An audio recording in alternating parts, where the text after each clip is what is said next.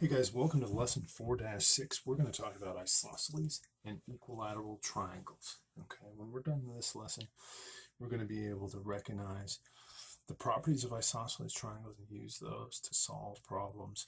And same thing with equilateral triangles. Certain properties that they have that are going to make new problems accessible to you. We've got some new vocabulary here. Okay, now I touched on this briefly when we were classifying triangles. I said that the components, the parts of isosceles triangles, there's some important vocabulary associated with them. And I said that if this is an isosceles triangle, if these two sides are congruent, then this side is the base, and we call each of these a leg. Okay, so hopefully you remember that. So those are legs of an isosceles triangle. But we've got two new terms here that we can put on our isosceles triangle sketch. Okay, this is our isosceles triangle. Because remember, an isosceles triangle is a triangle that has two congruent sides, exactly two congruent sides. Okay? It turns out that we also have some base angles here that we can label. If this is the base, which would you guess are the base angles? Here's a base angle, and here's a base angle. Okay, it's where the base meets the legs. And then what would you conclude is the vertex angle? That would be the odd man out. This guy up here we call the vertex angle. Okay, so this is some important vocabulary to know relative to isosceles triangles, because if you see a problem, if you get a word problem, and they're referring to some of these parts, you got to know how to draw them, you got to know what they mean. So that brings us to our first two theorems here. Isosceles triangle theorem tells us that if two sides of a triangle are congruent, AC congruent to CB, we know we have an isosceles triangle, then the angles opposite those sides are congruent as well. Okay, so if AC is congruent to BC, in other words, if these are the legs, if this is a leg and this is a leg in an isosceles triangle, then the angles opposite them, so here from this leg, the angle opposite is angle 1, is going to be congruent to the angle opposite this leg, angle 2. Okay, that's kind of interesting. You might have already suspected it. The fact that we have a triangle with two congruent sides, does that also mean we have two congruent angles? It does. Just make sure you can recognize which of those angles are congruent. It's the base angles. Okay. And the converse of our isosceles triangle theorem is that if you know nothing about the sides, but they tell you that angle 1 is congruent to angle 2, okay, if you've got two congruent angles, well, those must be the base angles in an isosceles triangle, and you can conclude that the sides across from them must be legs, and therefore they must be congruent to one another. Okay, so you can use this knowledge definition of isosceles triangles both ways. If you know two sides are congruent, you can conclude the base angles are congruent. If you know the base angles are congruent, you can conclude that the legs must be congruent. All right, knowing that, could we name two unmarked congruent angles here in this diagram? We've got two marked congruent angles, but what about, are there two angles that are congruent that have not been marked? Well, I'm looking at this triangle ABC, and I see since AB is congruent to BC, this is an isosceles triangle, and therefore the base angles must be congruent, or the angles opposite the legs must be congruent to one another. So I can say angle BCA must be congruent to angle BAC. Good. In this diagram, could we name two unmarked congruent segments? We've got two segments that are marked congruent. Are there two that aren't marked? Well, the fact that angles C and D are congruent to one another and they're in the same triangle leads me to believe that they are base angles in an isosceles triangle, and therefore the sides opposite them must be congruent to one another. So if this guy's got one hash mark, this guy's going to get one hash mark. And that, of course, means that segment BC is congruent to segment BD. Good. Okay, so that isosceles triangle theorem, how do we really know that's true? You know, if you've got two congruent sides, how do you know that the base angles are going to be congruent as well? Well, here's a quick proof we can do. If we're given this triangle LMP, and they tell us that LM is congruent to LP, I'll go ahead and mark that. Then, how do we know that angle M is congruent to angle P? How do we know those base angles are congruent?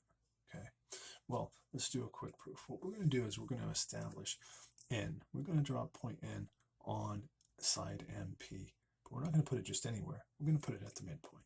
Okay, and we can do that because every segment has exactly one midpoint. So we're just going to add a point, and that also allows us to add an auxiliary line. Okay, we talked about these earlier. We can draw this auxiliary line because this is going to help us prove what we want to prove here. And since 2 points determine a line, I can draw a line, an auxiliary line between any 2 points I want. Good. Now, hopefully we recognize here that MN is congruent to PN because we put N at the midpoint. So that's a statement we've made in the past. We should be comfortable stating that MN is congruent to PN because of midpoint theorem or definition of a midpoint. Good. And LN is congruent to LN. Remember, I told you we're going to use it all the time, and we do. 1, 2, 3 hash marks to indicate that LN is congruent to itself.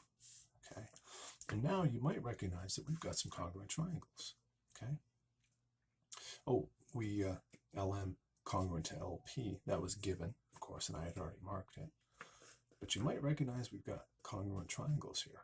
Triangle LMN is congruent to triangle LPN. The reason is side, side, side. Okay? If these triangles are congruent, what can you say about all of their corresponding parts? Okay? All of their corresponding parts are going to be congruent, including angles M and angle P, those base angles that we wanted to prove, because corresponding parts of congruent triangles are congruent. Good. All right, let's talk about equilateral triangles now. A triangle is equilateral if and only if it is equiangular.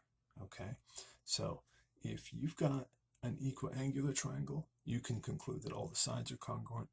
If you've got an equilateral triangle, you can conclude that all the angles are congruent. Okay, and as you might have imagined, if all the angles are congruent, then they all have the same measure. Let's call it x. Okay, and with triangle sum theorem, hopefully you'll find that x plus x plus x equals 180. And if 3x equals 180, we can divide both sides by 3 and we get x equals 60. That means in an equilateral triangle, every single angle measures 60 degrees. All right, here could we find the measure of angle R. Okay, so let's take a look at what we have. We've got two sides, PQ and QR, that have the same measure. So I'm going to mark those congruent. Okay, and that would mean that this is an isosceles triangle, right? We've got two sides that are congruent. If these two sides are congruent, then the base angles opposite them must be congruent to one another as well. Okay, I can mark that. I don't know what they are, but I know they're congruent. Okay, we're given that this angle Q is 60. So, well, if this angle R, let's call it X, wouldn't that make angle P have the same measure, X, right? And hopefully we can see that X plus 60 should equal 180.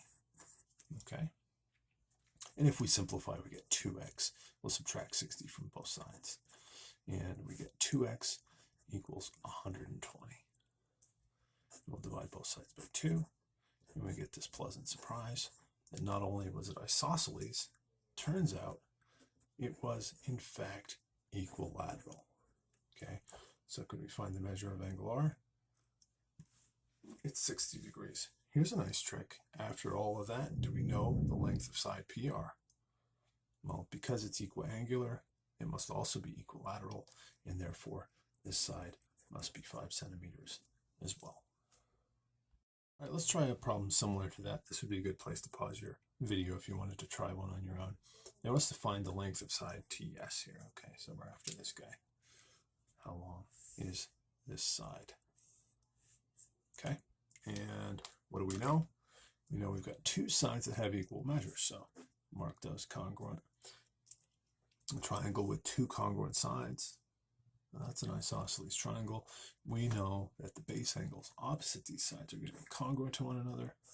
Okay, and that means that if this angle is 60, this angle will be 60 degrees. Okay, so how do we find TS? Well, we don't have enough information unless we knew a little bit more about this triangle. Maybe we know this angle. Okay, let's call it X. Well, X plus 60 plus, plus 60 equals 180, right? So we get X plus 120 equals 180. And if we subtract 120 from both sides, I think we're going to find that X equals 60 degrees.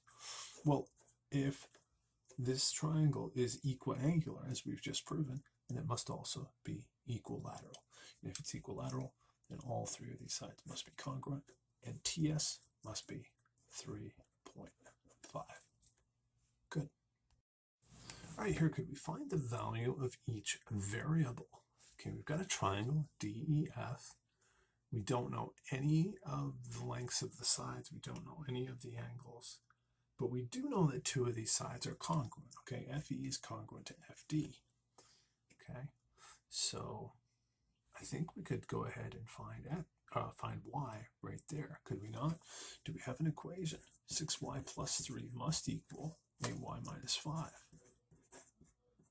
Okay, and we can go ahead and solve this by adding 5 to both sides and subtracting 6y from both sides at the same time. This will all clean up nicely. 3 plus 5 is 8. And 8y minus 6y gives me 2y, and those guys go away. And we can divide both sides by 2. We have 4 equals y. Okay, so we found the value of one variable. How do we find the value of x? Okay, 4x minus 8 degrees, 4x minus 8 degrees. If I said 4x minus 8 equals 4x minus 8, I would end up solving for finding that x equals x, right? And that's not helpful. Okay, but if these both have the same expression, isn't it safe to say that these angles must be congruent if they're represented by the same expression? And if these two angles are congruent, okay, well, that tells me that the sides opposite them must be congruent. So if this side gets one hash mark, this side gets one hash mark. And now I'm looking at an equilateral triangle. And if I've got an equilateral triangle, I also have an equiangular triangle.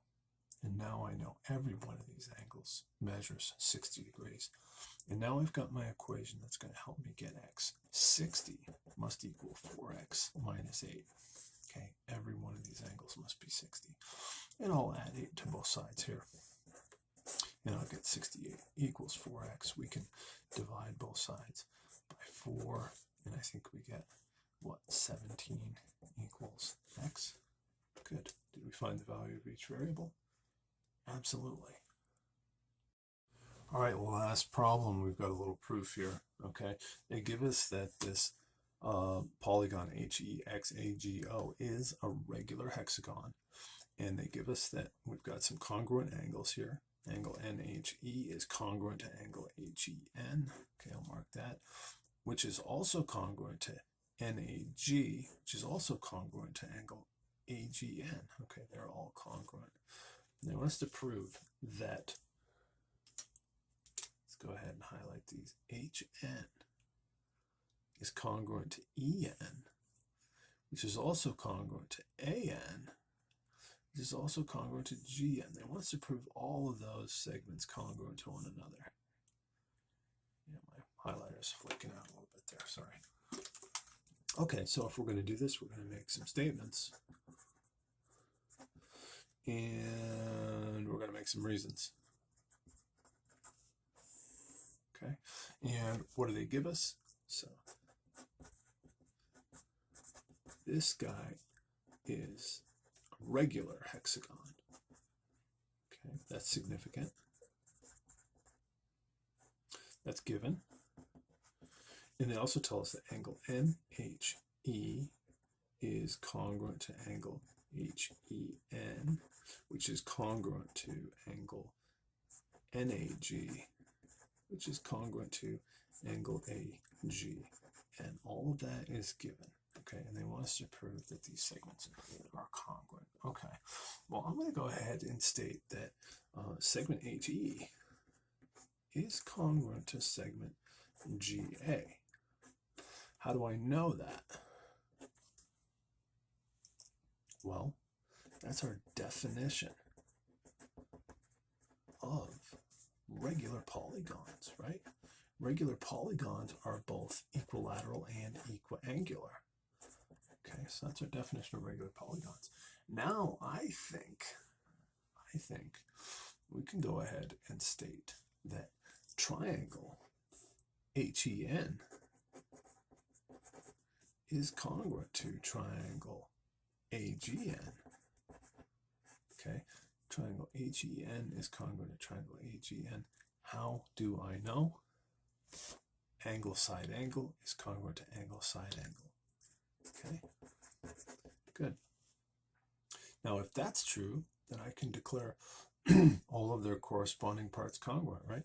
Could I say that HN is congruent to AN? Segment HN is congruent to segment AN. And I could say that segment EN is congruent to segment GN. Okay, and these are both CPCTC, corresponding parts of congruent triangles are congruent. Okay, so I'm going to mark those. I'm going to say that HN is congruent to here, and these guys are congruent to these guys. But hold on, is it possible that all four are congruent to one another? Let's take a look, and I think here we're going to find that HN is congruent to EN as well.